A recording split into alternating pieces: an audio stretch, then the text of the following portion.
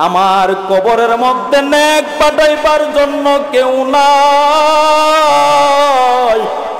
আমার কবরের মধ্যে সওয়াব পাঠাইব এমন আমার কেউ নাই। আজকে যখন দেখলাম আপনি কবর জিয়ারত করলেন, এই সওয়াবগুলো নেওয়ার জন্য আমি আজকে দাঁড়াইলাম। এই ঘটনা থেকে বোঝা গেল আপনি যদি আপনার বাবার কবরের সামনে গিয়া দাঁড়ান, আপনার বাবা আপনাকে চিনে এবং দেখে, মুসলমান পায়ের নিচে হাত রেখে বলে যায়, কত আর জীবনের সময়গুলো নষ্ট করবা, কত আর জিন্দেগি তুমি নষ্ট করে দিবা। তুমি যদি 5 ওয়াক্ত নামাজ পড়ো, তোমার সন্তানরেও তুমি হাতে ধরে মসজিদে আনতে পারবা। তুমি যদি শুক্রবার জুমার নামাজ আদায় করিয়া তোমার সন্তানরে যদি তুমি তোমার বাবার কবরের পাশে নিয়ে যাইতে পারো, মনে রাখো তোমার সন্তানও তোমার কবরের পাশে যাইবে। যদি তুমি তোমার বাবার কবরের মধ্যে না যাও, তোমার সন্তানও তোমার কবরের মধ্যে যাইবে না। এই জন্য একটা কথা মনে রাখবেন, দুনিয়ার জমিনে আমি আপনি কেউ থাকবো না। দুনিয়াতে থাকা অবস্থায় একবার সুবহানাল্লাহ বললে সওয়াব, নামাজ পড়লে সওয়াব, যতগুলা নেক আমল করবেন সওয়াব। কবরে যাওয়ার পর যত চিন্তাই করেন না কেন, যত কিছুই করেন না কেন, যত চেষ্টাই করেন না কেন, 1 কোটি বার যদি আপনি সুবহানাল্লাহ বলেন, আপনার একটা নেক হবে না। কারণ কবর আমল করার জায়গা না। কবরে আমল করলে নামাজ পড়লেও কোনো কাজে আসবে না। দুনিয়াটা হলো পরীক্ষার হল। এখন থেকে আপনি আমি তওবা করি, এখন থেকে আমি আপনি সংশোধন হয়ে যাই। সারা জীবন যত গুনাহ করলাম, সারা জীবন অন্যায় বিচার সব ধরনের গুনাহ করলাম, আজকে যদি তুমি আজকে মাহফিলের মধ্যে বসিয়া যদি তুমি খালেস দিলে তওবা করতে পারো, আমার আল্লাহ পাক রব্বুল আলামিন তোমার 70 বছর 80 বছরের গুনাহ মাফ করে দেবে। সারা জীবন ভর গুনাহ করছো, একবার যদি আমার আল্লাহরে আল্লাহ বলে ডাক দাও, দিন অন্তর থেকে ডাক দিছনি, একদিন তুমি আল্লাহ তাআলার শুকরিয়া আদায় করছনি। তোমাকে এত সুন্দর একটা বডি বানাইলো, এই বডি দিয়া তুমি একবার আল্লাহ তাআলার শুকরিয়া আদায় করছনি। যদি তুমি শুকরিয়া আদায় না করো, আল্লাহ তাআলা তোমার যেই সমস্ত নিয়ামত দিয়েছে, সমস্ত নিয়ামতগুলো আল্লাহ তাআলা ছিনিয়ে নেবে। এই জন্য পায়ের নিচে হাত রেখে বলে যাই, এখনো সময় আছে, আমি আপনি ঠিক হয়ে যাই। যদি ঠিক না হয়, কবরে গেলে হাজারো চিন্তা করতে পারবেন। চিন্তা করতে করতে নিজের হাত নিজে কামড়িয়ে খেয়ে ফেলবেন, নিজের চুলগুলো নিজে ছিঁড়ে ফেলবেন, তারপরও কিন্তু কোনো কাজে আসবে না। বর্তমান সিজন, শীতের মৌসুম আসতেছে। কিসের মৌসুম? শীতের মৌসুমে কিন্তু ইবাদত করতে অনেক আরাম। কেন শীতের দিনে ইবাদত করতে আরাম কেন? শীতের দিন কিন্তু দিন অনেক ছোট, রাত অনেক বড়। আপনি যদি চিন্তা করেন শীতের দিন আমি দিনের বেলা রোজা রাখব, অনেক মা বোনদের অনেক বাংতি রোজা আছে। মা বোনেরা যদি চিন্তা করে যে আমি আমার যে রোজাগুলো কাজা হয়েছে, এই রোজাগুলো আমি রাখবো, শীতের দিন অনেক সহজে রোজা রাখা যায়। 5টা বাজে, 5:15 ইফতারের টাইম হয়ে যায়, ঠিক না? ইফতারের টাইম হয়ে যায়। তো দিনের বেলা ইবাদত রোজা রাখতে খুব সহজ, রাত্রের বেলা তাহাজ্জুদ পড়তে খুব আরাম। কিভাবে? আপনি যদি মনে করেন এশারের নামাজ পড়ে ঘুমায়া যান, 9টা বাজে ঘুমাইলেন, আপনি যদি 4টা বাজে উঠেন তাহাজ্জুদ নামাজ পড়তে পারবেন। 9টা বাজে ঘুমাইয়া গেলে 10, 11, 12, 1, 2, 3, 4, 7 ঘন্টা ঘুম। কয় ঘন্টা? 7 ঘন্টা ঘুমাইতেছেন আপনি। একজন মানুষের 5-6 ঘন্টা ঘুমাইলেই চলে। আপনি 7 ঘন্টা ঘুমাইয়া ঘুম থেকে উঠে যান, উঠলে লাভ কি? কি লাভ? আল্লাহ পাক রব্বুল আলামিন প্রতিদিন রাত্রের শেষ ভাগে প্রথম আসমানের মধ্যে এসে আল্লাহ তাআলা বান্দাকে ডাকতে থাকে, বান্দা তোর কি লাগবে, তুই কি চাস, তোর কিসের প্রয়োজন, আমি রব্বে কারিমকে বল, আমি তোর সব কিছু দিয়ে দেব। আমার কাছে বল, আমার কাছে বল, তোর টাকার দরকার আমার কাছে বল, তোর স্ত্রীর দরকার আমার কাছে বল, তোর যা কিছুর প্রয়োজন, তোর ঋণ আছে ঋণের বোঝা নিয়ে তুই গুরস, তোর আপন ভাই পর্যন্ত তোকে জিজ্ঞাসা করে না, আমি রব্বে কারিমের কাছে বল। তোর মেয়ে একটা উপযুক্ত হয়ে গেছে, বিবাহ দিতে পারস না, টাকার জন্য বিবাহ দেওয়া যায় না, আমি আল্লাহ তাআলার কাছে বল, আমি রব্বে কারিম এমন জায়গা থেকে তোকে ব্যবস্থা করে দেব, তুই চিন্তাও করতে পারবে না। দুরূদ শরীফ পড়লে লাভ না লস? লাভ, কেমন লাভ? আল্লাহর রাসূল সাল্লাল্লাহু আলাইহি ওয়াসাল্লাম হাদিস শরীফের মধ্যে বলেন, মান সাল্লা আলাইয়া সালাতান ওয়াহিদাতান সাল্লাল্লাহু আশারু সালাওয়াত ওয়া হুত্তাত আনহু আশারু খতিয়াত ওয়া রুফিআত লাহু আশরু দারাজাত। সুবহানাল্লাহ। কোন ব্যক্তি যদি আমি নবীর উপর একবার দুরূদ শরীফ পড়ে, আল্লাহ পাক রব্বুল আলামিন তার 10টা গুনাহ মাফ করে দেবে, 10টা নেক লিখে দেবে, 10টা মর্যাদা সম্মান ইজ্জত আমার আল্লাহ পাক রব্বুল আলামিন বাড়িয়ে দেবে। কয়বার দুরূদ পড়লে? একবার দুরূদ পড়লে 3টা লাভ। 1 নাম্বার 10টা গুনাহ মাফ, 10টা নেক, 10টা ইজ্জত সম্মান আমার আল্লাহ তাআলা বাড়িয়ে দেবে। কথা কোন ঠিক কিনা? ইজ্জত দেওয়ার মালিক কে? বেইজ্জতি করার মালিক কে? ক্ষমতার চেয়ারে বসাই কে? ক্ষমতার চেয়ার থেকে লাথি মেরে উঠিয়ে দেই কে? আমার আল্লাহ পাক রব্বুল আলামিন সমস্ত ক্ষমতার অধিকারী। আমি আজকে টাকাওয়ালা, পয়সাওয়ালা, বাড়িওয়ালা, ঘরওয়ালা, কিছুদিন পরে আমি কবরওয়ালা হয়ে যাব। কিওয়ালা? কবরওয়ালা। মারা যাওয়ার সাথে সাথে আমার যত সম্পদ, বাড়ি ঘর, মিল, ফ্যাক্টরি যা কিছু ছিল সব কিছুর মালিক হয়ে যাইবে সন্তানেরা, আমার মালিকানত্ব সব কিছু বাদ হয়ে যাবে। কথা কোন ঠিক কিনা? এই জন্য দুরূদ পড়লে মনোযোগ দিয়ে পড়ব, মহব্বত নিয়ে পড়ব। জিবরাইল আলাইহিস সালাতু ওয়াস সালাম আল্লাহর রাসূল প্রথম মিম্বরের মধ্যে পা রাখলেন, রাসূল বলল আমিন। দ্বিতীয় মিম্বরে পা রাখলেন, রাসূল বলল আমিন। তৃতীয় মিম্বরে পা রাখলেন, রাসূল বলল আমিন। সাহাবায়ে কেরাম জিজ্ঞেস করল, ইয়া রাসূলুল্লাহ, আপনি 3 বার আমিন বললেন, আমাদের পিতামাতা আপনার নবীর কদমে কুরবান হোক, আপনার রাসূল কেন 3 বার আমিন বললেন? যদি বুঝিয়ে বলতেন। আদবের সহিত, আমার পিতামাতা আপনার কদমে কুরবান হোক, যদি আপনি একটু বলতেন আমাদেরকে। রাসূল বলছেন, জিবরাইল 3টা দোয়া করেছে, আমি নবী 3 বার আমিন বলছি। 3টা দোয়ার ভিতরে একটা দোয়া হলো জিবরাইল বলেছে, ইয়া রাসূলুল্লাহ, ইয়া হাবিবাল্লাহ, যেই জায়গার মধ্যে আপনার নবীর আলোচনা হবে, আপনার নবীর শান মান নিয়ে আলোচনা হবে, যদি আপনার নাম মুবারক শোনার পরে কেউ যদি দুরূদ না পড়ে সে ধ্বংস হোক। রাসূল বলছে আমিন। তো জিবরাইল দোয়া করছে, রাসূল বলছে আমিন। এই দোয়া কবুলের ব্যাপারে কোনো সন্দেহ আছে? কোনো সন্দেহ নাই।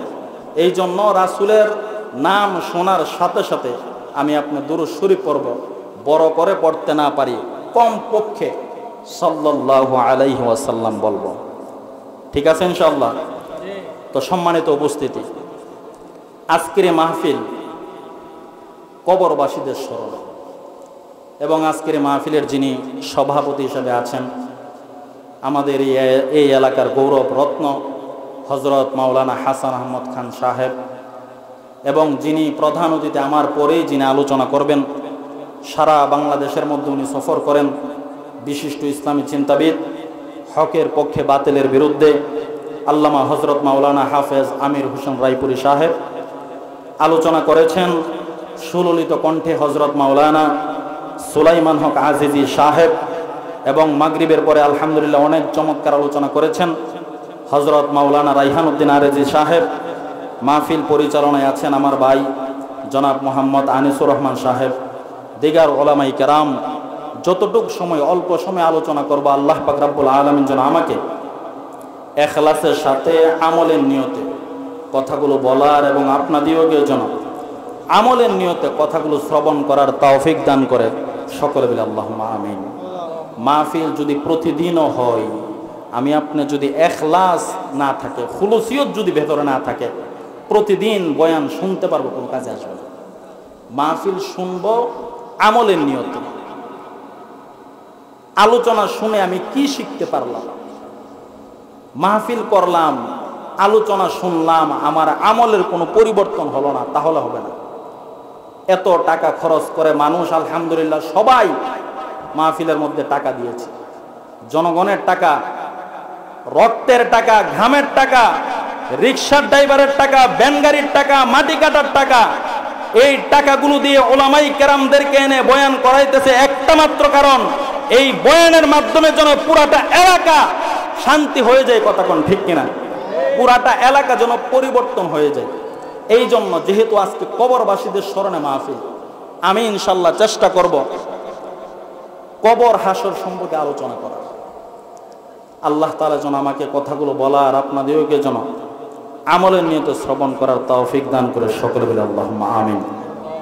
এখন আসেন, আমাদের আসল ঘরের নাম বিল্ডিং না কবর? আসল ঘরের নাম কি?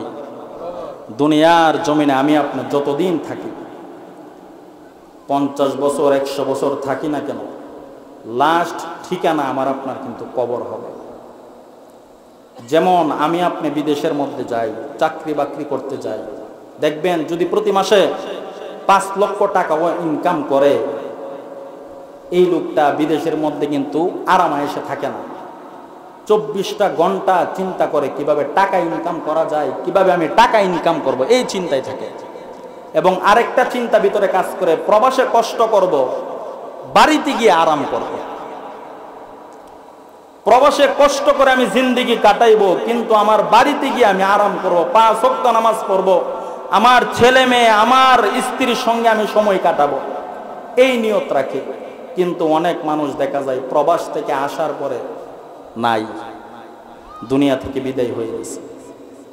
ঠিক তদ্রূপ এই দুনিয়ার জিন্দেগিটা হলো অল্প একটা সময়, নির্ধারিত একটা টাইম আপনাকে আমাকে আল্লাহ তাআলা নির্ধারিত সময় দিয়েছেন, তার আগেও না পরেও না, নির্ধারিত সময় আমার আপনার সামনে মালাকুল মউত আজরাইল চলে আসবে। সম্মানিত উপস্থিতি, মালাকুল মউত আজরাইল আলাইহিস সালাতু ওয়াস সালাম যখন আমার আপনার সামনে আসবে, আপনার আমার কাছ থেকে অনুমতি নিবে না, কারো কাছে এসে বলবে না ভাই আপনাকে নেওয়ার জন্য এসেছি। মালাকুল মউত একমাত্র আমার আপনার নবীর ঘরের দরজার সামনে দাঁড়ায়া পারমিশন নেওয়ার জন্য রাসূলের ঘরের দরজার সামনে দাঁড়ায়া রইলেন। রাসূলে অনুমতি দিলে ঘরের ভিতরে প্রবেশ করবে, আর যদি আমার নবী অনুমতি না দেয়, জিবরাইল নবীর ঘরের ভিতরে ঢোকার পারমিশন নাই। আল্লাহ তাআলা প্রথমেই বলে দিয়েছেন, মালাকুল মউত আজরাইল, তুমি আমার বন্ধুর অনুমতি লইয়া আমার বন্ধুর ঘরের ভিতরে ঢুকবা, আর যদি আমার বন্ধু অনুমতি না দেয় তুমি কিন্তু ঘরের ভিতরে ঢুকবা না। অনুমতি নিয়ে আমার নবীর ঘরের ভিতরে মালাকুল মউত ঢুকে গেলেন। আমার নবী অপেক্ষা করতেছে কোন সময় জিবরাইল আসবে। জিবরাইল আসবে, জিবরাইলের সঙ্গে আমার নবী কথা বলবেন। জিবরাইল এসে সালাম দেয়, আমার নবীকে সালাম দিয়া মালাকুল মউত জিবরাইল ঘরের ভিতরে প্রবেশ করলো। কিন্তু জিবরাইল ভারাক্রান্ত কণ্ঠ লইয়া আমার নবীর হুজরা শরীফের মধ্যে ঢুকে গেল। আমার নবী বলে, জিবরাইল রে, তোমার মনটা কেন আজকে ভারাক্রান্ত দেখা যায়, কারণ কি? জিবরাইল বলে, ইয়া রাসূলুল্লাহ, নবী, আমি সমস্ত নবীগণের কাছে, আম্বিয়াদের কাছে আমি আসলাম, আমি জিবরাইল, আপনি নবীর কাছেও আমি এসেছি। ইয়া রাসূলুল্লাহ, নবী, মনে হয় আজকের পর থেকে আর মনে হয় আমার আর আশা লাগবে না। আর মনে হয় আপনার নবীর দরবারে আমার আর আশা লাগবে না। তখন নবী ডাক দিয়ে জিবরাইল রে, আমি যদি দুনিয়া থেকে চলে যাই আমার গুনাহগার উম্মতের জিম্মাদারি কে নেবে? দুনিয়া থেকে চলে যাওয়ার টাইমে আমি আপনি হলে চিন্তা করতাম আমার সন্তানের কি অবস্থা হবে, আমার স্ত্রীর কি অবস্থা হবে, আমার পরিবারের লোকদেরকে ওসিয়ত করে যেতাম। কিন্তু আমার নবীর জবানে সর্বপ্রথম কথা বলেছে, আমার আল্লাহকে জিজ্ঞাসা করো রে জিবরাইল, আমার গুনাহগার উম্মতের কি অবস্থা হবে। উম্মতকে কত মায়া করেন, কত মহব্বত করেন। যেই নবীর জন্য আল্লাহ পাক রব্বুল আলামিন কুল কায়নাতটা বানাইলেন, যেই নবীকে মহব্বত করা হলো আমার আপনার ঈমান। যেই নবীর মহব্বতের মধ্যে যদি ত্রুটি থাকে আমি ঈমানদার না, কথা কোন ঠিক কিনা? রাসূলকে জীবনের চাইতে জানের চাইতে বেশি ভালোবাসতে হবে। রাসূল বলেন, তোমার ছেলে মেয়ে স্ত্রী পুত্র এমনকি নিজের জীবনের চাইতে বেশি মহব্বত যদি আমি নবীকে না করো, তুমি উম্মত খাঁটি মুমিন তুমি হতে পারবা না। লা ইউমিনু আহাদুকুম হাত্তা আকুনা আহাব্বা ইলাইহি মিন ওয়ালিদিহি ওয়া ওয়ালাদিহি ওয়ান নাসি আজমাইন। সব কিছুর চাইতে যদি আমি নবীকে তুমি মহব্বত না করো, যতক্ষণ পর্যন্ত পৃথিবীর সব কিছুর চাইতে আমি নবীকে তুমি মহব্বত না করবা, ততক্ষণ পর্যন্ত তুমি পরিপূর্ণ মুমিন হতে পারবা না। এখন আসেন, আমার নবী দুনিয়া থেকে পর্দা করলেন, নবীজি রুফাত শরীফ হলেন, নবীজি ইন্তেকাল করলেন। ইন্তেকাল, আল ইন্তেকালু শব্দের অর্থ হলো স্থানান্তরিত হওয়া, এক স্থান থেকে অন্য স্থানে যাওয়া ইন্তেকাল বলা হয়।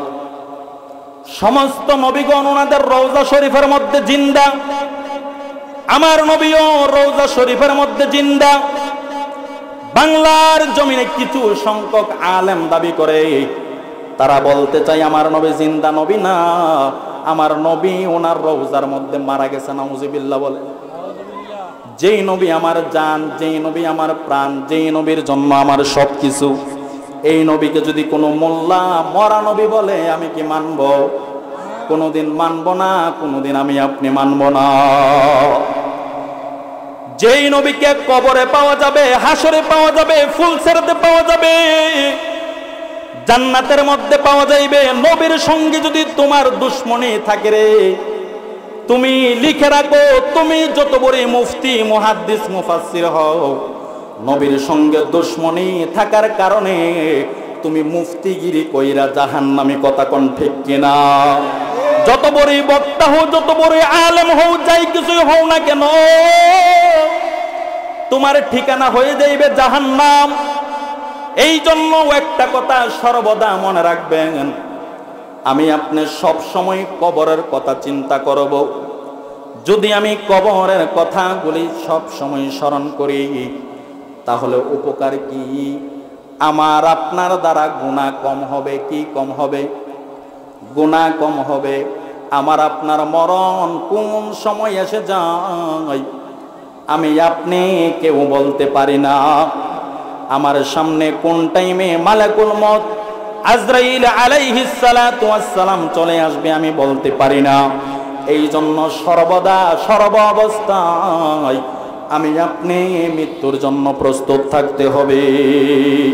আমার সঙ্গে পড়ে, আমার মরণের কতদিন বাকি আমি জানিলাম না গো আল্লাহ, মরণের কতদিন বাকি, আমার মরণের কতদিন বাকি আমি জানিলাম না গো আল্লাহ, মরণের কতদিন বাকি। হাইরে হায়াত হইল হাতে বাইরে, মত হইল পায়ে, কোন জায়গায় কার মরণ লেখা না জানিলাম রে আমি জানিলাম না রে আল্লাহ মরণের কত দিন বাকি। আমরা কেউ জানি? কেউ জানি না কোন দিন আমার সামনে মালাকুল মউত চলে আসে। তো আপনার আমল যদি ভালো হয়, আপনার আখলাক যদি ভালো হয়, আপনার মৃত্যুটা হবে আরামের সাথে। আর যদি আপনার আমল আখলাক ভালো না হয়, আপনার চরিত্র ভালো না হয়, আপনার ঈমান যদি না থাকে, আপনার মৃত্যু অনেক কঠিন, অনেক কঠিন। আল্লাহর রাসূল বলেন, জীবন্ত একটা বকরির শরীর থেকে যদি চামড়াগুলো তুলে নেওয়া হয়, যেই পরিমাণ কষ্ট হয় তার চাইতে 1000 গুণ বেশি কষ্ট হয়। নাউজুবিল্লাহ। তো আমার ঈমান ঠিক করতে হবে, আমার আখলাক ঠিক করতে হবে। আল্লাহর রাসূল হাদিস শরীফের মধ্যে বলেন, ইযা মাতাল ইনসানু ইনকাতা আনহু আমালুহু ইল্লা মিন সালাসাতি আশিয়া, মিন সাদাকাতিন জারিয়া আও ইলমিন ইউনতাফাউ বিহি আও ওয়ালাদিন সালিহিন ইয়াদউ লাহু আও কামা ক্বালান নবী সাল্লাল্লাহু আলাইহি ওয়াসাল্লাম। আল্লাহর রাসূল বলেন, মানুষ মারা যাওয়ার সাথে সাথে তার আমলের দরজা বন্ধ। আর আমল করতে পারবে? অবশ্যই আমল করতে পারবে না, তার আমলের দরজা বন্ধ হয়ে যাবে। তবে 3টা জিনিস জারি থাকবে। নাম্বার 1, 1 নাম্বার হলো মিন সাদাকাতিন জারিয়া। আপনি যদি সদকায়ে জারিয়া করে যান। সদকায়ে জারিয়া কি? সদকায়ে জারিয়া হলো একটা মসজিদ দিয়ে গেলেন, একটা মাদ্রাসা করলেন, একটা এতিমখানা বানাইলেন, জনকল্যাণমূলক কাজ করলেন। যতদিন থাকবে আপনি নাই, কিন্তু আপনার কবরের মধ্যে সওয়াব যেতে থাকবে। সুবহানাল্লাহ। 2 নাম্বার, আও ইলমিন ইউনতাফাউ বিহি, এমন ইলম যে ইলম দ্বারা আমি আপনি উপকৃত হব। যেমন উলামায়ে কেরাম মাদ্রাসা মসজিদের মধ্যে পড়ায়, ছাত্রদেরকে পড়ায়, পড়ানো শেষ, ইমাম সাহেব মারা গেছে, মাদ্রাসার শিক্ষক দুনিয়াতে নাই, কিন্তু ওনার ছাত্ররা দুনিয়াতে পড়াইতেছে। এই পড়ানোর যে একটা সিস্টেম, যতদিন পর্যন্ত এই পড়াটা চালু থাকবে ততদিন পর্যন্ত যেই লোক পড়িয়েছে সে দুনিয়াতে নাই, কিন্তু তার কবরের মধ্যে সওয়াব যেতে থাকবে। সুবহানাল্লাহ। 3 নাম্বার, আল্লাহর রাসূল বলেন, আও ওয়ালাদিন সালিহিন ইয়াদউ লাহু। আল্লাহর রাসূল বলেন, নেককার সন্তান। নেককার সন্তান কাকে বলে জানেননি? নেককার সন্তান বলা হয় যে সন্তান 5 ওয়াক্ত নামাজ পড়ে। যদি একটা নেককার সন্তান দুনিয়াতে রেখে যান, এই নেককার সন্তান আপনার জন্য দোয়া করবে, আপনার কবরের মধ্যে তার সওয়াব পুষবে। আপনি দুনিয়াতে নাই, কিন্তু দুনিয়ার জমিনে আপনি একটা নেককার সন্তান রেখে গেছেন। এই নেককার সন্তানটা 5 ওয়াক্ত নামাজ পড়িয়া আপনার জন্য 5 বার দোয়া করবে। সন্তান যদি মা বাবার জন্য দোয়া করে, এই দোয়া আল্লাহ তাআলার দরবারে কবুল। মা বাবা যদি সন্তানের জন্য দোয়া করে, এই দোয়াও আল্লাহ তাআলার দরবারে কবুল হয়ে যায়। ছোট্ট একটা ঘটনা বললে বুঝে ফেলবেন। এক আল্লাহর ওলি আসরের পর এক গোরস্থানের পাশ দিয়ে যাইতেছে। উনি চিন্তা করলো, যেহেতু গুরুস্থানের পাশ দিয়ে যাইতেছি, কবরটা আমি একটু জিয়ারত করে নেই। গোরস্থানের সামনে দাঁড়াইয়া সূরা ইয়াসিন, সূরা ইখলাস তেলাওয়াত করে বাড়িতে চলে গেল। রাত্রির বেলা স্বপ্নের মধ্যে দেখতেছি আল্লাহর ওলি দিনের বেলা যে কবর জিয়ারত করলো, এই কবর জিয়ারতের যে সওয়াবগুলি, ফেরেশতারা এই সওয়াবগুলি মুর্দার গণের মধ্যে বন্টন করে দিতেছে। সমস্ত কবরবাসী লাইনের মধ্যে দাঁড়াইছে, ফেরেশতারা একজন একজন করে নেকগুলো বন্টন করে দিতেছে। কিন্তু ব্যতিক্রম দেখা যায়, একটা মহিলা তার কবরের মধ্যে বসা, এই মহিলাটা লাইনের মধ্যে দাঁড়াইছে না। গভীর মনোযোগ দিয়ে শুনেন, আল্লাহর ওলি স্বপ্নের মধ্যে জিজ্ঞাসা করে মহিলাটাকে, মা, সমস্ত কবরবাসীরা লাইনের মধ্যে দাঁড়াইছে নেক নেওয়ার জন্যে, কিন্তু আপনি কেন লাইনের মধ্যে দাঁড়াইলেন না? আপনার কি নেকের দরকার নাই? মহিলাটা স্বপ্নের মধ্যে উত্তর দেয়, আল্লাহর ওলি, আমার নেকের দরকার আছে, কিন্তু দুনিয়ার জমিনে আমি একটা নেককার সন্তান রেখে আসছি। সুবহানাল্লাহ। যেই নেককার সন্তান আমার জন্যে প্রতিদিন দোয়া করে, প্রতিদিন 5 ওয়াক্ত নামাজ পড়িয়া আমার জন্যে আমার সন্তান দোয়া করে। আমার সন্তান অমুক বাজারের মধ্যে দোকানদারি করে, মুদি মাল বিক্রি করে। আমার এই সন্তানটা দোকানের মধ্যে বসে বসে কোরআন তেলাওয়াত করে। কোরআন তেলাওয়াতের সওয়াবগুলো আমার কবরের মধ্যে আসে। এই জন্য তোমার এই নেকের জন্য আমার বেশি আফসোস নাই। তবে যদিও আমি লাইনের মধ্যে দাঁড়াই নাই, ফেরেশতারা আমার কবরের মধ্যে নেক দিয়ে যাবে। মনোযোগ দিয়ে শ্রবণ করেন। আল্লাহর ওলি এই ঘটনাটা, এই স্বপ্নটা দেখার পর ওনার ঘুম যখন ভেঙে গেল, ঘুম থেকে ওঠার পরে দেখা যায় আল্লাহর ওলি তাহাজ্জুদ নামাজের মধ্যে দাঁড়ায়া গেল। ফজর নামাজ পড়লো। ফজরের নামাজ পড়ার পর আল্লাহর ওলি হাঁটতে হাঁটতে ওই বাজারের মধ্যে চলে গেলেন। স্বপ্নে যেইভাবে দেখেছে সেইভাবে দোকানের কাছে গেল। দোকানের কাছে গিয়া দেখে এক দোকানের মধ্যে একটা সন্তান, মাথার মধ্যে পাগড়ি, মুখের মধ্যে দাড়ি, দোকানের মধ্যে বসে বসে কোরআন তেলাওয়াত করতেছে। আল্লাহর ওলি ডাক দিয়া কই, বাবা, তোমার মা দুনিয়াতে আসেনি?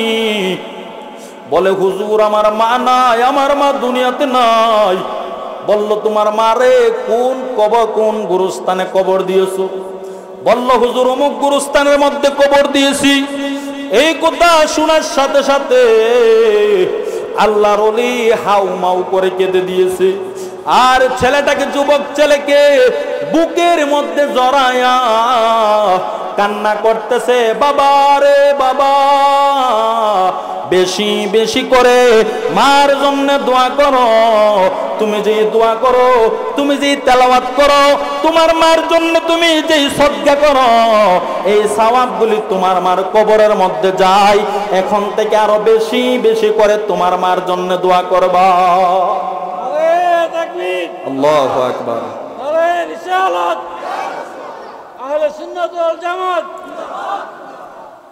আল্লাহর ওলির স্বপ্নে এই ছেলের সঙ্গে কথা বলে বাড়িতে আসার পর আবার কবর জিয়ারত করলেন। এই গুরুস্থানের কবর জিয়ারত করে আল্লাহর ওলি রাত্রের বেলা যখন ঘুমায়া গেলেন, ঘুমের ঘরে স্বপ্নে দেখতেছি আবার এই নেকগুলো বন্টন করতেছি।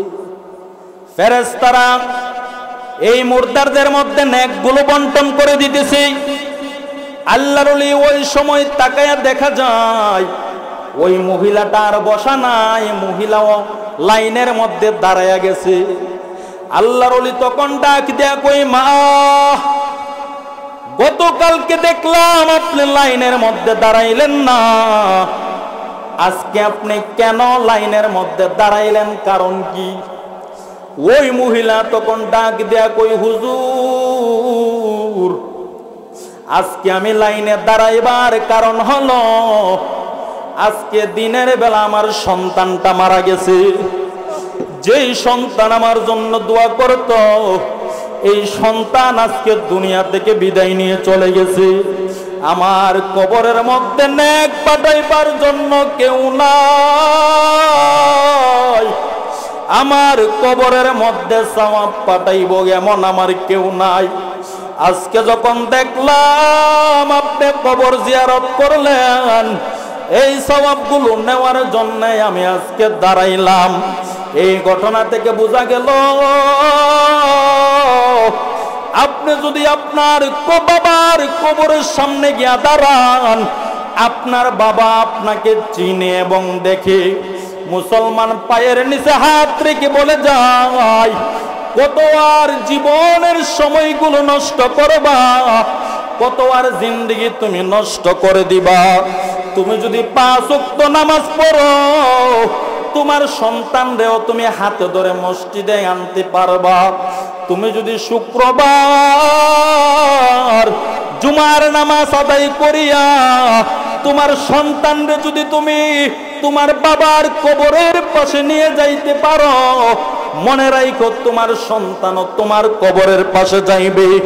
যদি তুমি তোমার বাবার কবরের মধ্যে না যাও, তোমার সন্তানও তোমার কবরের মধ্যে যাইবে না। এই জন্য একটা কথা মনে রাখবেন, দুনিয়ার জমিনে আমি আপনি কেউ থাকবো না। দুনিয়াতে থাকা অবস্থায় একবার সুবহানাল্লাহ বললে সওয়াব, নামাজ পড়লে সওয়াব, যতগুলা নেক আমল করবেন সওয়াব।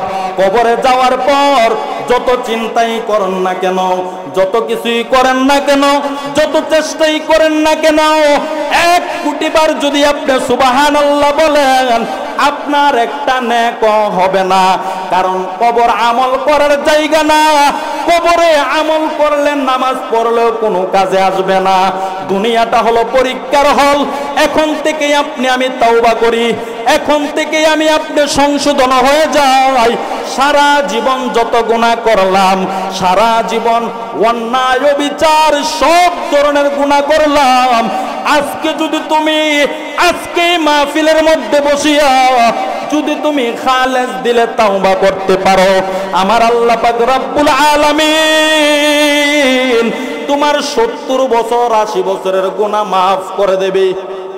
সারা জীবন ভর গুনাহ করছো, একবার যদি আমার আল্লাহরে আল্লাহ বলে ডাক দাও, দিন অন্তর থেকে ডাক দিছনি, একদিন তুমি আল্লাহ তাআলা শুকরিয়া আদায় করছনি। তোমাকে এত সুন্দর একটা বডি বানাইলো, এই বডি দিয়া তুমি একবার আল্লাহ তাআলা শুকরিয়া আদায় করছনি। যদি তুমি শুকরিয়া আদায় না করো, আল্লাহ তাআলা তোমার যেই সমস্ত নিয়ামত দিয়েছে, সমস্ত নিয়ামতগুলো আল্লাহ তাআলা ছিনায় নেবে। এই জন্য পায়ের নিচে হাত রেখে বলে যাই, এখনো সময় আছে, আমি আপনি ঠিক হয়ে যাই। যদি ঠিক না হয়, কবরে গেলে হাজারো চিন্তা করতে পারবেন। চিন্তা করতে করতে নিজের হাত নিজে কামড়িয়ে খেয়ে ফেলবেন, নিজের চুলগুলো নিজে ছিঁড়ে ফেলবেন, তারপরও কিন্তু কোনো কাজে আসবে না।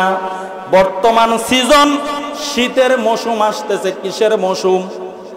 শীতের মৌসুমে কিন্তু ইবাদত করতে অনেক আরাম। কেন শীতের দিনে ইবাদত করতে আরাম? কেন? শীতের দিন কিন্তু দিন অনেক ছোট, রাত অনেক বড়। আপনি যদি চিন্তা করেন শীতের দিন আমি দিনের বেলা রোজা রাখবো, অনেক মা বোনদের অনেক ভাঙতি রোজা আছে। মা বোনেরা যদি চিন্তা করে যে আমি আমার যে রোজাগুলো কাজা হয়েছে, এই রোজাগুলো আমি রাখবো, শীতের দিন অনেক সহজে রোজা রাখা যায়। 5টা বাজে, 5:15 ইফতারের টাইম হয়ে যায়, ঠিক না? ইফতারের টাইম হয়ে যায়।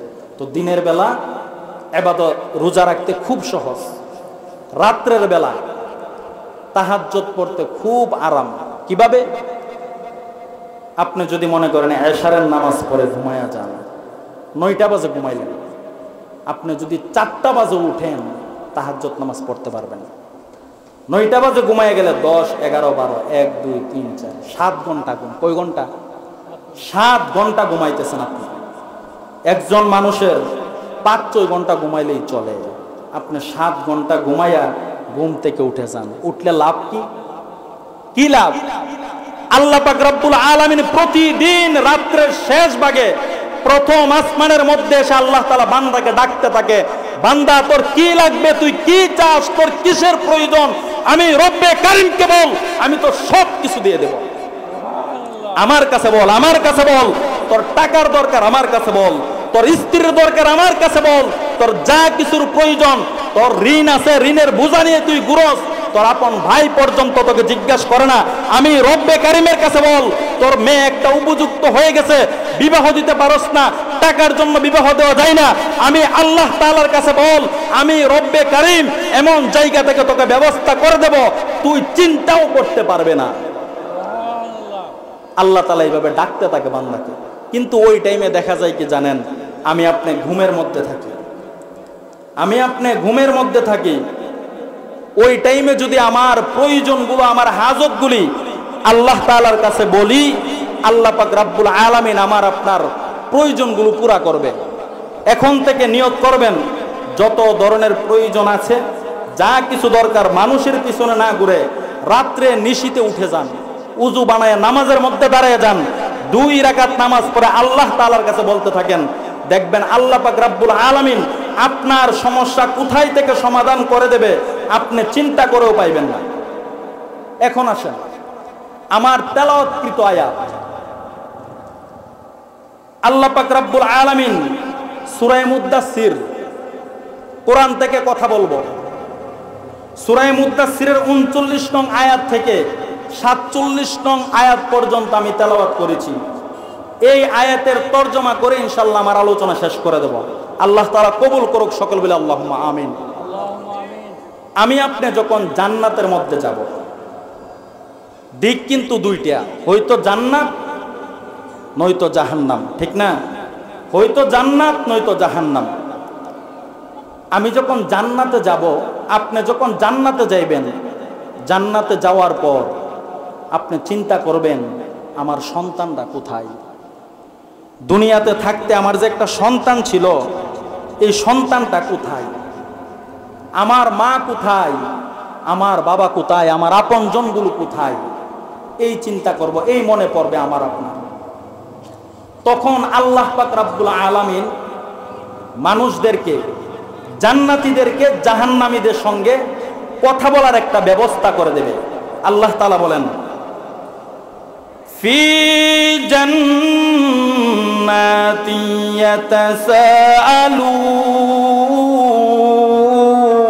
ইয়াতাসাআলুন আল্লাহু আকবার আনিল মুজরিমিন।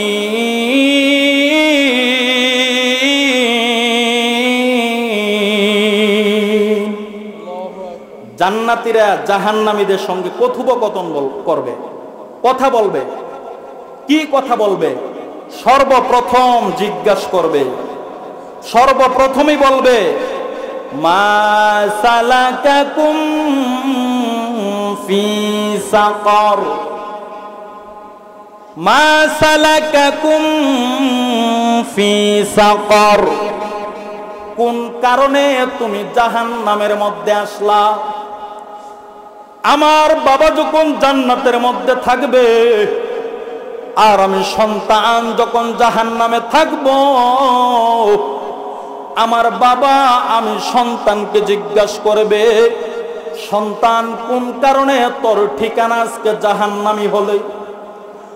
কোন কারণে, কিসে তোকে জাহান্নামী বানাইলো? এক বন্ধু জান্নাতি বন্ধু জাহান্নামী বন্ধুকে জিজ্ঞাসা করবে, কোন কারণে তোর ঠিকানা আজকে জাহান্নামী হলে? কেন তুমি জাহান্নামে আসলা, তার কারণ কি?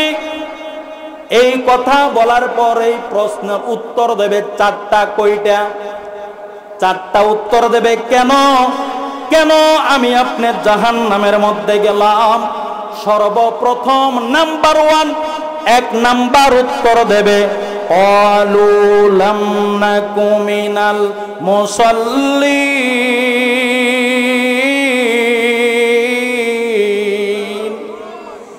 1 নাম্বার বলবে, ক্বালু লাম নাকু মিনাল মুসাল্লিন, আমি দুনিয়াতে থাকা অবস্থায় মুসল্লি ছিলাম না, মুসল্লি মালিকি নামাজি, আমি দুনিয়াতে নামাজ পড়তাম না। দুনিয়াতে নামাজ না পড়ার কারণে আমার ঠিকানা আজকে জাহান্নামী হয়ে গেলাম। যদি আপনি ঠিকভাবে নামাজ না পড়েন, ধরে রাখেন জাহান্নামে যাওয়ার 1 নাম্বার কারণ হলো আপনি নামাজ না পড়া। হাসরের ময়দানে আল্লাহর রাসূল বলেন, আউয়ালু মা ইউহাসাবু বিহিল আবদু ইয়াউমাল কিয়ামাতিস সালাহ, সর্বপ্রথম আল্লাহ পাক রব্বুল আলামিন বান্দার নামাজের হিসাব দিয়ে হাসরের ময়দানের হিসাবগুলো শুরু করবে। এখন আপনি যদি নামাজি না হন, সংশোধন হতে হবে। জাহান্নামীরা কিন্তু উত্তর দেবে অলু লাম নাকু মিনাল মুসাল্লিন, ভাই আমি দুনিয়াতে নামাজ পড়তাম না, আমি নামাজ আদায় করতাম না। নামাজ না পড়ার কারণ কি? আপনি ঈমান এনেছেন, আপনি ঈমানদার, আপনি অবশ্যই অবশ্যই নামাজ পড়তেই হবে। যদি নামাজ না পড়েন আপনার কি অবস্থা হবে? প্রতিদিন আলোচনা হয় নামাজ সম্পর্কে, প্রত্যেক মসজিদে মসজিদে কথা হয়, তারপর আমি আপনি নামাজ পড়তে চাই না। এখন থেকে ইনশাল্লাহ আমি আপনি নিয়ত করব, যত ধরনের সমস্যাই থাকুক না কেন, যাই কিছুই হোক না কেন, এক ওয়াক্ত নামাজ আমি আপনি কাজা করব না। যেই নামাজগুলো ছুটে গেছে এই নামাজগুলো পড়ার চেষ্টা করব। আল্লাহ তাআলা কবুল করুক, সকল বলে আল্লাহুম্মা আমিন। এখন আসেন দ্বিতীয় নাম্বার কি? দ্বিতীয় নাম্বার উত্তর দেবে ওয়ালাম নাকুনু তুইমুল মিসকিন, আমি মিসকিনদেরকে খাবার খাওয়াইতাম না, মিসকিনের সম্পদ মেরে দিতাম, এতিমের সম্পদ আমি মেরে ফেলতাম। যেমন দেখা যায় কি জানেন, সরকারের টাকা দিছে জনগণের জন্য বাথরুম বানানোর জন্য, হেই বাথরুম খাইলা আছে না নাই? সরকারের টাকা দিয়েছে রাস্তা বানানোর জন্য, সেই রাস্তার টাকা খেয়ে ফেলে। সরকারের টাকা দিয়েছে টিউবওয়েল বসানোর জন্য, টিউবওয়েল না বয়া হের বাড়ির মধ্যে বিল্ডিং করা আছে না নাই? যেই ধরনের লোকেরা এই ধরনের কাজ করে জাহান্নামে যাওয়ার একটা কারণ এটা। আর সরকারি টাকা যদি আপনি খান, সমস্ত দেশের জনগণের কাছে আপনি হিসাব দিতে হবে। হাসরের ময়দানে আপনাকে বাংলার সমস্ত জনগণ আপনাকে ধরবে, কেন তুমি জনগণের টাকা খাইলা? আমি আপনি তো মনে করি সরকারের টাকা, এই টাকার কোনো হিসাব নাই। হিসাব আছে, হিসাব আছে, জাররা জাররা পরিমাণ হিসাব দিতে হবে। আপনাকে সরকার টাকা দিয়েছে, টেন্ডার করেছে রাস্তা করার জন্য 20 কোটি টাকা, আপনি 5 কোটি টাকার রাস্তা করেন, এর পরের বছরে রাস্তা নাই, ভেঙে যায়, আছে না নাই? এইরকম আছে। এই জন্য এতিমদেরকে মিসকিনদেরকে খাবার খাওয়াবেন। যদি এতিম মিসকিনদেরকে খাবার খাওয়াইতে পারেন, আল্লাহর রাসূল বলেন তুমি যদি কম পক্ষে এতিমের মাথার মধ্যে হাত বোলাও, এতিমের মাথার মধ্যে যদি তুমি হাত দাও, তাহলে এতিমের মাথার মধ্যে যে চুল আছে, চুল সমপরিমাণ সওয়াব আমার আল্লাহ পাক রব্বুল আলামিন তোমার আমলনামার মধ্যে দিয়ে দিবেন। সুবহানাল্লাহ বলি। তো 3 নাম্বার কারণ কি? আল্লাহ তাআলা বলেন ওয়া কুন্না নাখুদু মাআল খাইদিন। আল্লাহু আকবার। 3 নাম্বার জাহান্নামে যাওয়ার কারণ হলো আমি মানুষদের সমালোচনা করতাম, সমালোচকদের সঙ্গে আমি সমালোচনা করতাম। সমালোচনা মানে কি? আমি মসজিদের ইমাম সাহেব, আমি একটা অপরাধ করছি, আপনি জেরে পাইতেছেন, হেরেই কইতেছেন হুঞ্চনি ইমাম সাহেব কি করছে, হুঞ্চনি অমুকে কি করছে, এই কথাটা যে বলতেছেন এটাই সমালোচনা, এটাই গীবত। এখন অনেকে বলতে পারে ইমাম সাহেব করছে দিক তো কইছি, না করলে তো আর কইলাম না। না, করছে যেহেতু তুমি বলছো, এটার নাম হলো গীবত। আর যদি ইমাম সাহেব এই কাজ না করে থাকে, তুমি যদি বলে থাকো, এটা হবে অপবাদ। কি অপবাদ? গীবত অনেক ভয়াবহ শাস্তি গীবতের।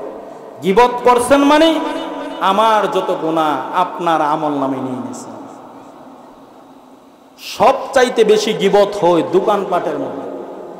দোকানপাটে কম বসবেন, বাজারে কম যাইবেন। আল্লাহ রাসূল বলেন শাররুল বিকাই আসওয়াকুন খায়রুল বিকাই মাসাজিদুন, পৃথিবীর মধ্যে সর্বশ্রেষ্ঠ নিকৃষ্ট জায়গা হলো বাজার। পৃথিবীর মধ্যে সবচাইতে শ্রেষ্ঠ জায়গা হলো মসজিদ। মসজিদ হলো শ্রেষ্ঠ জায়গা, বাজার হলো সবচাইতে খারাপ জায়গা। ওয়া কুন্না নাখুদু মাআল খাইদিন, সমালোচনা করা সবচাইতে বড় বদ অভ্যাস। মহিলাদের মধ্যে এই অভ্যাসটা বেশি পাওয়া যায়। মহিলারা করে কি জানেন? 3টা মহিলা যদি এক জায়গায় হতে পারে, এই জায়গা শেষ, কিয়ামত।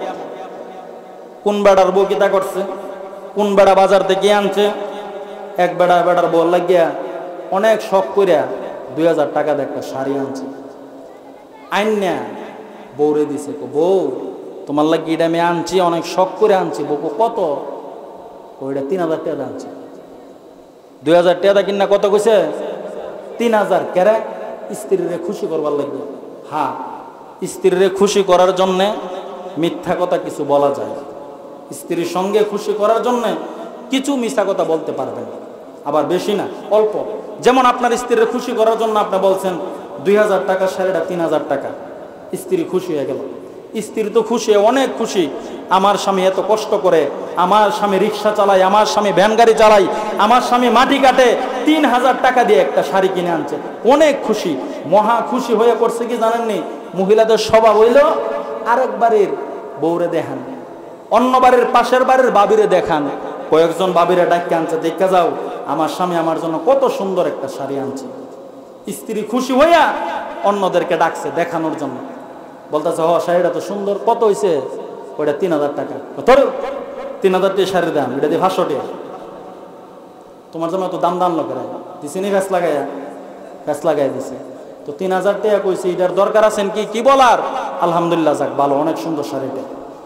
এখন এই মহিলারা দেখাইছে খুশির কারণে 3000 টাকা দা শাড়িটা আনছে, কিন্তু মহিলা তো ফ্যাস লাগাই দিছে। এই মহিলা, যেই মহিলা খুশি হয়ে গড়তে বাহির হইয়া অপর মহিলারা দেখাইছে, এই মহিলা আবার স্বামীর কাছে গিয়া কইব, তুমিও তো দাম টাকা পড়ানো কেন, তুমি আর কোনোদিন বাজার করো না, তুমি আর কোনো কিছু কিনো না, তোমার আমি নিষেধ করলাম, এখন থেকে যদি কোনো কিছু কিনন লাগে আমার কাছে টাকা দিবা, আমি বাজার দিয়ে আনো। তুমি পারো না, তুমি কিচ্ছু বুঝো না, বেড়া মানুষ বুঝো না, বিড়ি মানুষ বেশি বুঝে। আল্লাহ রাসূল বলেন মহিলারা সবচাইতে বেশি জাহান্নামে যাওয়ার কারণ হলো কুফরি করা। সাহাবায়ে কেরাম জিজ্ঞেস করে, ইয়া রাসূলুল্লাহ কোন ধরনের কুফরি, এটা কি কুফরি? রাসূল বলেন স্বামীর অকৃতজ্ঞ হওয়া। স্বামী সারাদিন পরিশ্রম করে, সারাদিন ইনকাম করে ঘরের মধ্যে আসে, সকালবেলা বাজারের মধ্যে যায়, সব কিছু ঠিক আছে, সব কিছু আনলো, সাধারণ একটা ধনিয়া পাতা আনতে মনে নাই, স্ত্রী বলে তোমার সংসার এসে কোনো কিছু পাই নাই, সব কিছু কিন্তু আনছে, লবণের প্যাকেট আনতে মনে নাই, হ্যাঁ কি তোমার জীবনে কইয়া কোনো কিছু শান্তি পাইলাম না। তো এই অকৃতজ্ঞতা যেহেতু হয়েছে, এই জন্য তার জন্য জাহান্নাম। অকৃতজ্ঞ কেন হইবেন? স্বামী 10টা জিনিস আনলে একটা জিনিস মনে নাই থাকতে পারে।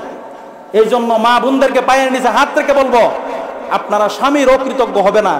স্বামী যতটুকুই দেই তার মধ্যে আপনি সন্তুষ্ট থাকবেন, তার মধ্যে আপনি সন্তুষ্ট যদি থাকতে পারেন এই ঘরের মধ্যে শান্তি আসবে। আর যদি আপনি মহিলা স্বামীর উপর দিয়ে কথা বলেন, স্বামীকে যদি বলেন তুমি বাজারে যাওয়ার দরকার নাই, আমি যাব, তুমি কোনো কিছু চেনো না, এই ঘরের মধ্যে 10টা অশান্তি ঢুকে যাবে, এই ঘরটার মধ্যে কোনো রহমত থাকবে না। যেই ঘরের মধ্যে নারী নেতৃত্ব চলে, যেই ঘরের মধ্যে মহিলা সরকারি করে, এই ঘরের মধ্যে 10টা গজব থাকবে। কয়টা গজব? 10টা গজব থাকবে। এই জন্য স্বামী কম বুঝুক আর বেশি বুঝুক, স্বামীর উপর দিয়ে কথা কইবেন, স্বামীর উপর দিয়ে কথা কইবেন, আপনি সরদারি করবেন, লক্ষ টাকা ইনকাম করতে পারবে, এই ঘরের মধ্যে কোনো শান্তি পাইবে না। আসুন 4 নাম্বার, জাহান্নামে যাওয়ার 4 নাম্বার কারণ কি? ওয়া কুন্না নুকাযযিবু বিয়াউমিদ্দিন। সম্মানিত উপস্থিতি, 4 নম্বর কারণ হলো আল্লাহ তাআলা বলেন ওয়া কুন্না নুকাযযিবু বিয়াউমিদ্দিন। আল্লাহ পাক রব্বুল আলামিন বলেন 4 নাম্বার কারণ হলো তারা আখিরাত দিবসকে অস্বীকার করা, আখিরাত দিবস সম্পর্কে ঈমান না আনা। যদি আপনার ভিতরে আখিরাত সম্পর্কে ঈমান না থাকে তাহলে আপনি জান্নাতে যাইতে পারবেন না, আপনি মুসলমান না। কেমন? ওলামায়ে কেরাম ওয়াজ করে বুঝা, জান্নাত জাহান্নাম সম্পর্কে বুঝা নেই, জান্নাত জাহান্নাম সম্পর্কে আলোচনা করে বুঝা। আপনি যদি কোন হুজুররা যে বিশাল বড় জান্নাত, পৃথিবীর 10টা পৃথিবীর সমান একটা জান্নাত, এটা কি সম্ভব? জাহান্নামের এত আযাব, এটা কি সম্ভব? এই ধরনের কথা যদি আপনার ভিতরে থাকে তাহলে আপনি আখিরাত দিবসকে অস্বীকার করলেন, আখিরাতকে আপনি বিশ্বাস করলেন না। আপনি যদি জান্নাত জাহান্নাম বিশ্বাস না করেন আপনি মুসলমান থাকবেন? অবশ্যই না, আপনি মুসলমান থাকবেন না। আপনি জান্নাত জাহান্নাম অবশ্যই বিশ্বাস করতে হবে, কারণ কোরআনে কারীমের মধ্যে যেইভাবে জান্নাতের আলোচনা আছে জাহান্নামের আলোচনা আছে। ইন্নাল আবরার লাফি নাঈম ওয়া ইন্নাল ফুজ্জার লাফি জাহিম। নেককারদের জন্য কবর হবে জান্নাত, বদকারদের জন্য কবর হবে জাহান্নাম। আপনি যদি জান্নাত জাহান্নামকে অস্বীকার করেন, আপনি এই কোরআনে কারীমকে অস্বীকার করলেন। কোরআনে কারীম যদি কেউ অস্বীকার করে তার ঈমান থাকবে? অবশ্যই থাকবে না। কোরআনে কারীম এমন এক কিতাব, যেই কিতাবের মধ্যে কোনো সন্দেহ নাই।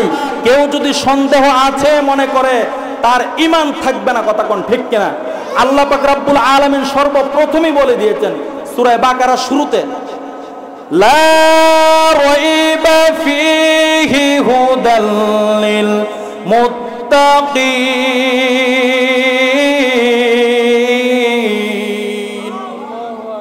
আল্লাহ তাআলা বলে লা রাইবা, কোনো সন্দেহের অবকাশ মাত্র নাই।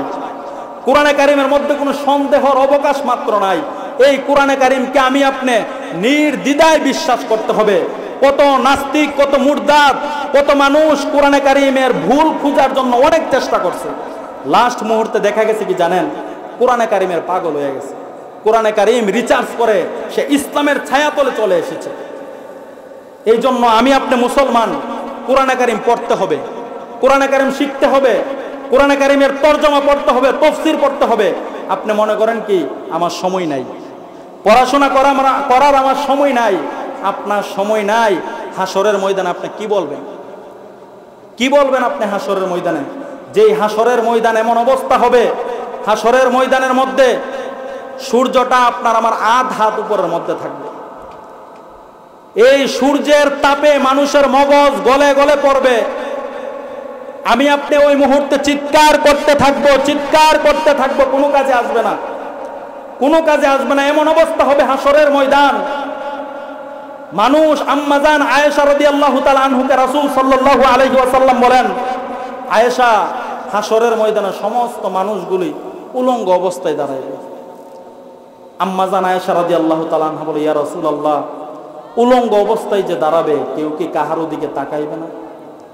তখন আল্লাহর রাসূল বলে, আয়েশা, হাসরের ময়দানে এমন অবস্থা হবে কেউ কাহারও দিকে তাকাইবার সুযোগই পাইবে না। নিজের চিন্তায় এমন অবস্থা হবে, এমন অবস্থা হয়ে যাইবে নিজের চিন্তায়, আমার পাশে কে উলঙ্গ হয়ে আছে না কি অবস্থা আছে এই কথা আমার মনে থাকবে না। নিজের চিন্তায় নিজে ব্যস্ত থাকবো। কারণ ওই টাইমে দেখা যাবে জাহান্নাম উৎপেতে আসতে থাকবে হাসরবাসীর দিকে, হাসরবাসীর দিকে চিৎকার মেরে মেরে জাহান্নাম আসতে থাকবে। ওই মুহূর্তে আমার নবী বলবে, আল্লাহ আপনি আমার উম্মতকে বাঁচান, আমার উম্মতকে আপনি রক্ষা করেন। হাসরবাসীর দিকে জাহান্নাম আসতে থাকবে। ওই মুহূর্তে আল্লাহ পাক রব্বুল আলামিন ফেরেশতাদেরকে অর্ডার করবে, ফেরেশতারা রে, আমার জাহান্নামকে তোরা আটকে ধরে রাখ। ফেরেশতারা তখন ৭০,০০০ শিকল লাগায়া জাহান্নামকে টেনে ধরে রাখতে চাইবে, কিন্তু জাহান্নামকে ধরে রাখতে পারবে না। আল্লাহ পাক রব্বুল আলামিন শেষ মুহূর্তে একটু পানি জাহান্নামের গায়ে ছিটাইয়া দিবে। জাহান্নামের গায়ে যখন পানি ছিটাইয়া দেওয়া হবে, জাহান্নাম আস্তে করে পিছনের দিকে চলে যাবে।